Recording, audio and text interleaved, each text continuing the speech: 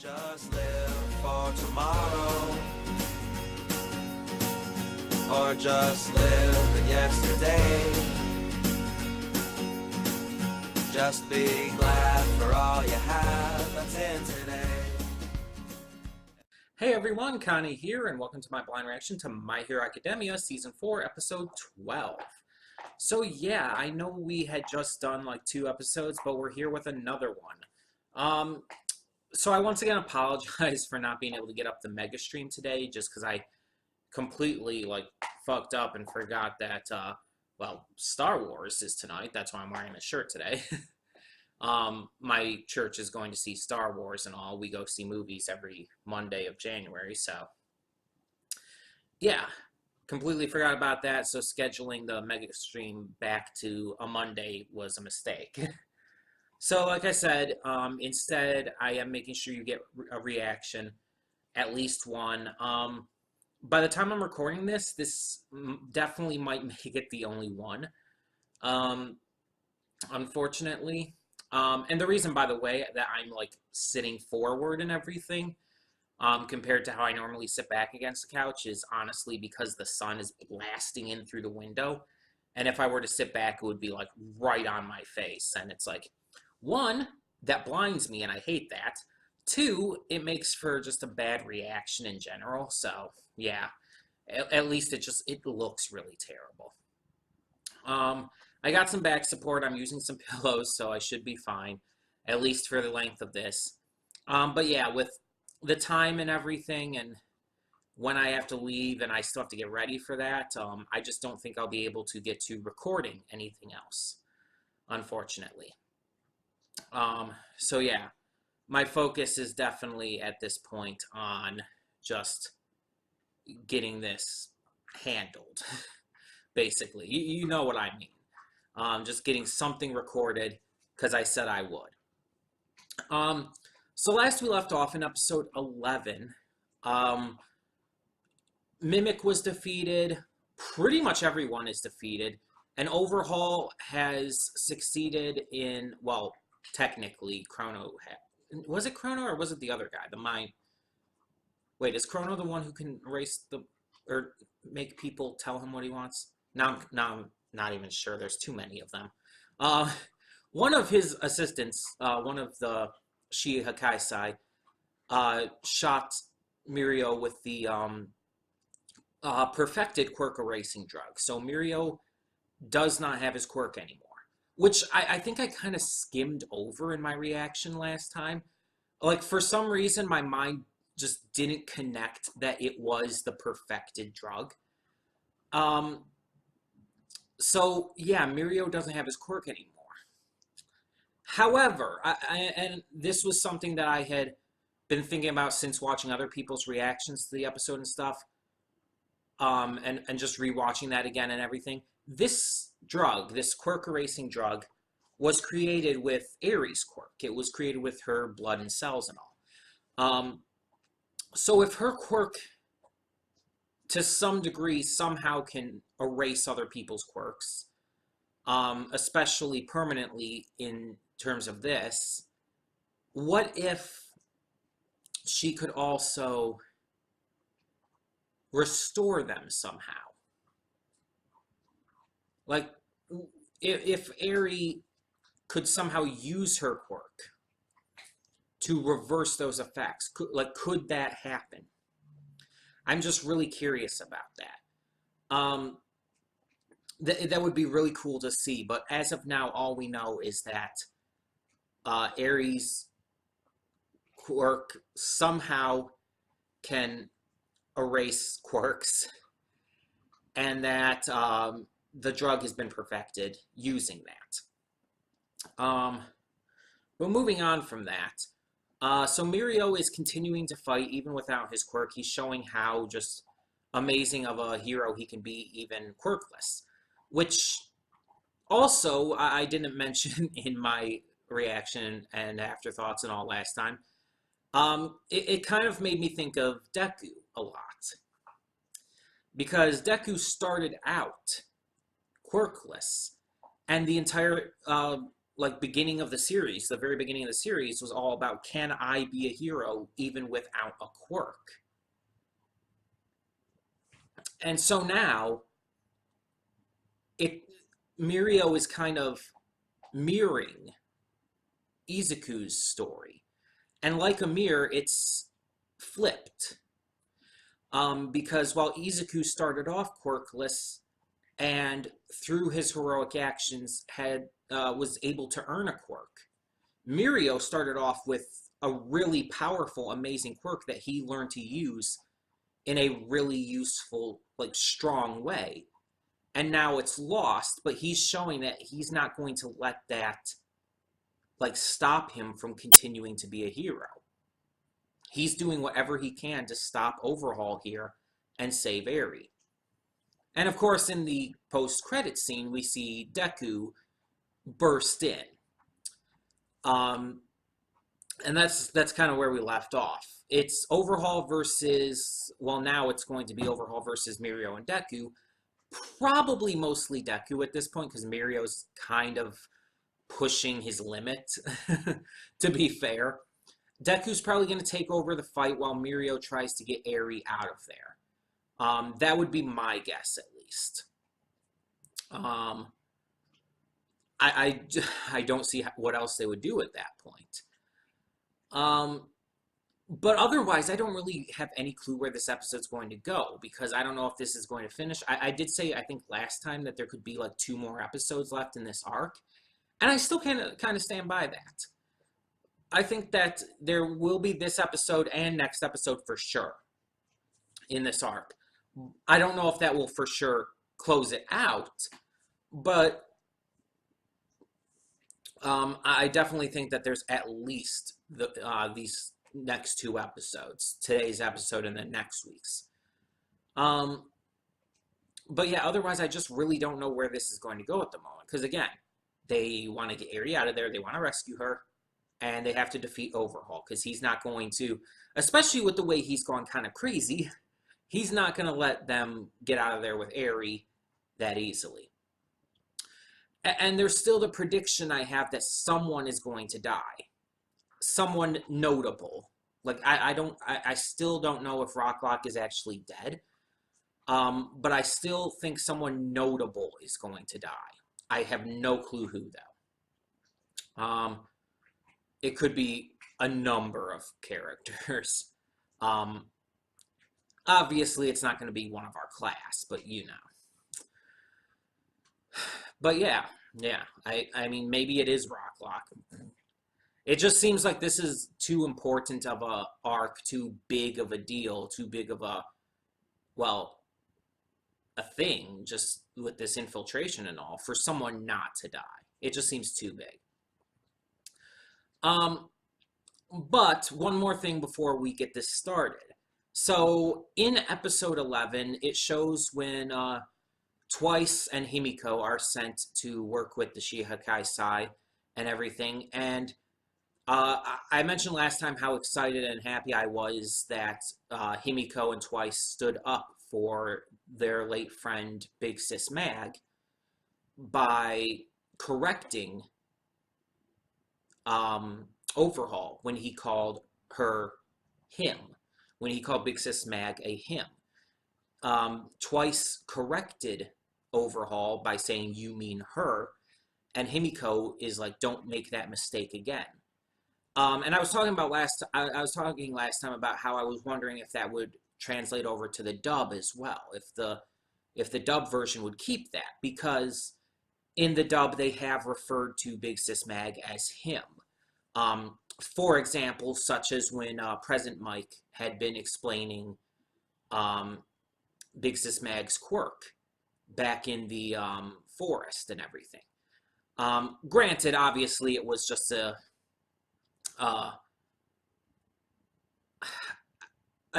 what's the word? Crap. A non-diegetic, that's the word. A non-diegetic explanation. Obviously, President Mike's not actually there. But my thought has always been maybe it's just because President Mike doesn't know. And this is just like some kind of, like, the way Present Mike himself as a character would explain and talk about Big Sis Mag's quirk. That has always been kind of my rationale behind that, but obviously I wasn't sure. I didn't know for sure. And I still don't. But I did see the dubbed version of the episode, and they do include it. They do include that line, and they make sure it notes that Big Sis Mag is a woman. That Big Sis Mag goes by she, her pronouns. Himiko and Twice stand up for her in the same way, basically the same words, just obviously slightly edited, like the dub tends to do. But yeah, I mean, otherwise it was handled just as well, and I'm very happy about that. I really, really like that they did that. And again, even though I don't agree with the villains, even though they are definitely evil and definitely need to be stopped, I can respect that. I still can respect their respect for their friend. So yeah. Either way, we are going to get this started because, like I said, with the time I have with having to record now this reaction and then the afterthoughts, I got to get to this so I can start getting ready and everything for the movie tonight. But that being said, so yeah, let's just get this going. When the screen fades to black, pause this redirect and go to the description below. Follow the link to the reaction, and after your wow, my mind just completely died there. Follow the link down below to the reaction, and after you watch it, come back here to the redirect and resume play. Because after it fades to black and then fades back in, everything from that point forward will be my afterthoughts and will contain spoilers to the episode. So that being said, thank you so much for tuning in, and I will see you at the reaction. And we are back, and we'll begin with spoilers in 3, 2, 1, now. Okay, so yeah, I moved over to this side of the couch and everything, so the light would not be on my face again. I'm trying to avoid that as much as possible. Really should have got into recording shit earlier, but oh well. So yeah, didn't go quite how I expected. Night Eye is definitely gonna die. He may be hanging on at the moment, but he's definitely going to die. Izuku didn't take over as much of the fight as I thought he was going to. He did take over quite a bit, though. And right now, of course, Overhaul is trying to convince Eri to basically stop this foolishness and leave and just not leave with them, to stay with Overhaul. Also, Overhaul fucking fused with his minion. This showed two things. One, he is not afraid to what basically counts as killing his minions, his followers, for his own sake. He's not afraid to take them out if it means furthering his goals. Because, let's be honest, his follower here has no more sentience with this. It's basically like, Overhaul broke apart his body and everything and restored it as part of himself, gaining the power, strength, the 4 weird, creepy arms and shit. I definitely do not think that his follower has any semblance of sentience or anything left. Now, he could possibly put him back, but yet I don't know. Meanwhile, Aizawa was taken out by the other guy, Chronostasis, whose quirk, he has these like tentacle hair stuff. It's like, yeah, we've seen that kind of thing in plenty of different shows. And his tentacle hair can, if it hits someone, it can basically like temporarily freeze them, basically. Hence the name Chronostasis. So yeah, he took Aizawa away to make it easier for Overhaul, obviously. Rocklock is back there with Mimic. And yeah, Mirio has been just trying to get Eri out of there, which is kind of what I expected, that Mirio would have to just kind of leave and try to help Eri escape. But she went back because of Overhaul calling out to her. But at the very end, another set of people broke in. So in the last episode, Deku broke in at the very end in the post-credit scene, and now it's apparently Ryukyu breaking in with the big guy of the 8 bullets, the first one we met. So it's like, really, it's almost silly, but it's like, hell yeah, fuck yeah, all the power to Ryukyu. Seriously, like, I am probably as hooked on Ryukyu as a lot of people were on Mount Lady in her first appearance. Granted, Ryukyu's had a few appearances now, but still. Like, people instantly grasped on to Mount Lady as a character because she's sexy. She wears a skin-tight bodysuit, she can turn giant, and that's a lot of people's fetishes as it is. And she has a very cool costume design. She does. And I mean, hey, I like Mount Lady too. Especially as we've seen, she has a great heroic side that really stands out. But I never like hooked onto her as a character as much as other people did. Honestly, the same with Momo Yaoyorozu from the class. Like, I like Momo, but I'm not like the biggest fan of her. In comparison to a lot of the other students. I like Sue more. I like Uraraka more. I like Deku himself more. I like Bakugo more. But it's like, I can definitely see why people like Momo, and I can definitely see why people like Mount Lady. But Ryukyu is definitely my version of that. I definitely, like, just got hooked onto her character pretty much right away, and especially after we see she can turn into a giant dragon form.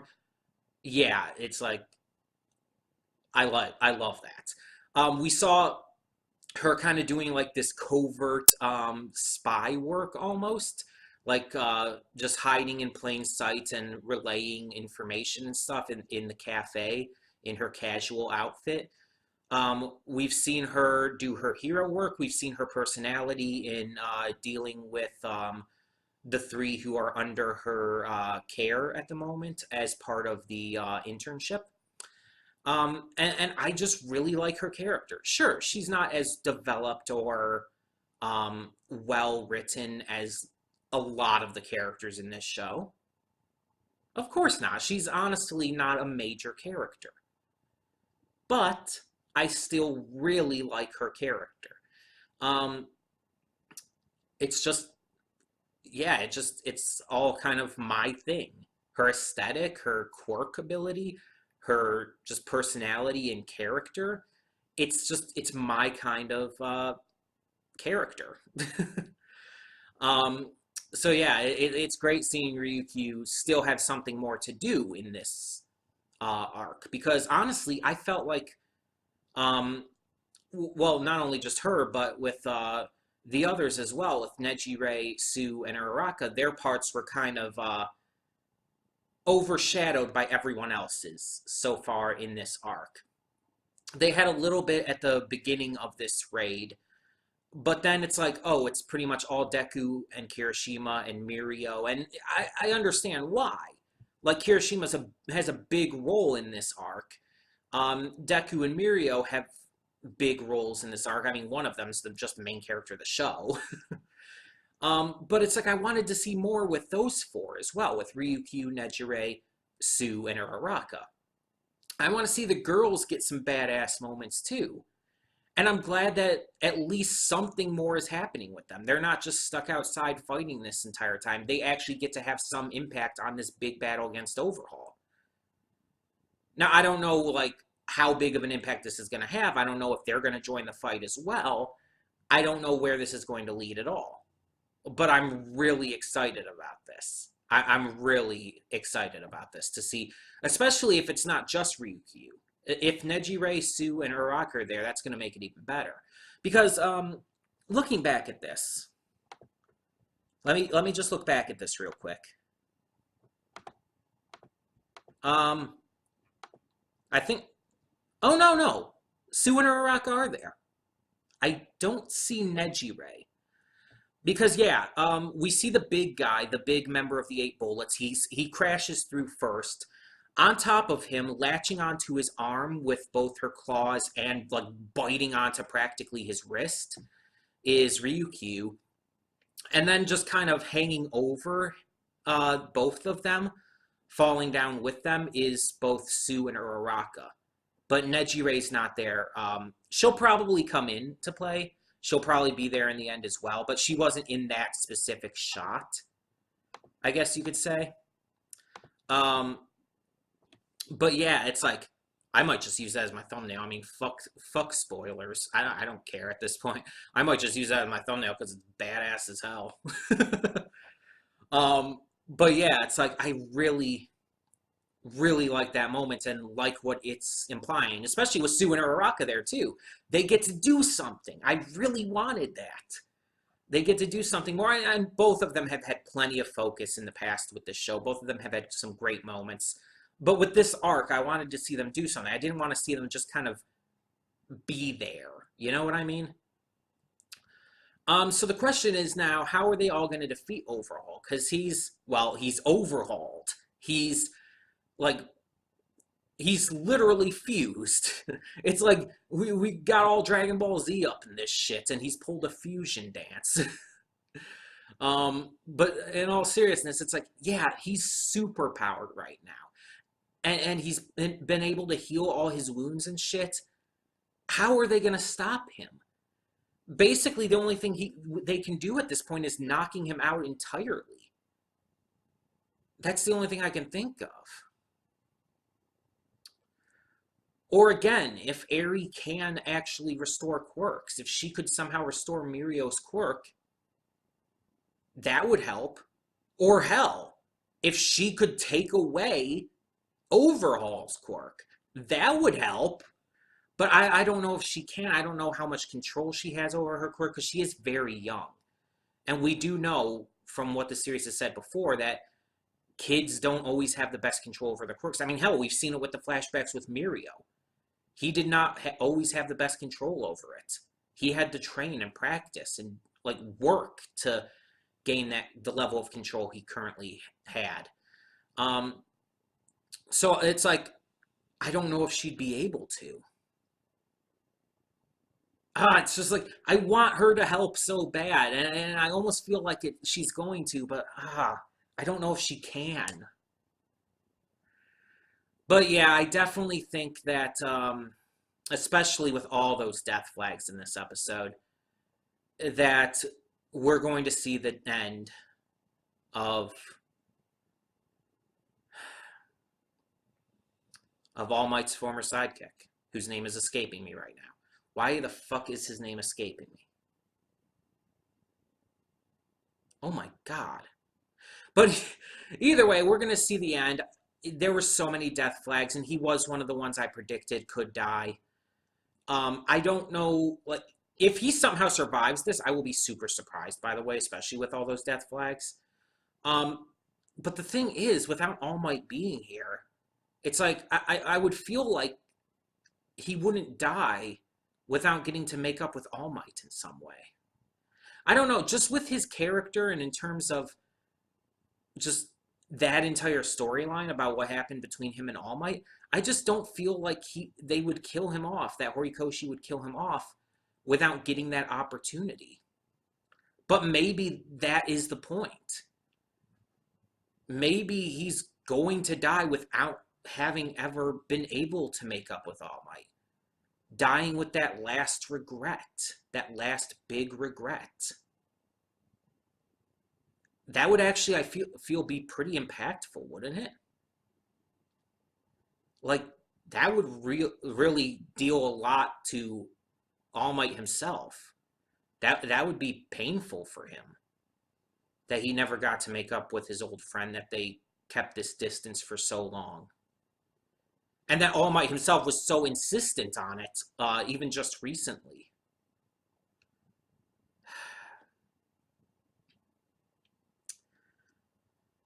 But whatever happens, this arc is definitely nearing its end. I think that much is clear. Um, we might. I was saying next episode might be the last one, maybe, but I'm kind of thinking there might even be an episode after that. Next episode might end the fight with Overhaul, though, because now with all these others coming in as well, I think Overhaul's just going to be outnumbered. um, yeah, it's just. I think next episode's going to end the fight with Overhaul, and the episode after that is probably going to close out the last bits of this arc. So, I might be wrong. I mean, I don't know, but especially with the episode count, this kind of will lend it into the halfway point, actually just over, of this arc, or of this season, rather. So it would allow for them to move into a new arc for the second half of the season, get a new opening, all of that jazz. So I guess we'll see. But yeah, this arc has been phenomenal. Overhaul is an amazing villain. I love what they've done with this all. But one thing we do also have to take into account is that Himiko and Twice are, I guess, now factoring in the idea of maybe interfering after the fight's over when everybody's all tired and beaten and everything. I don't know if that's their plan or if they're just like saying that it's like good for Shigaraki and all, if no matter who wins this fight, just someone wins this fight, it's good for him and all. I don't know. I guess we'll see. But there's so much that was done with this episode, and I really love it, and I can't wait to see what happens next time. Tell me your thoughts on this episode and more down in the comments below, and thank you so much for tuning in. For now, I'm Connie, and I'm signing off. See y'all next time.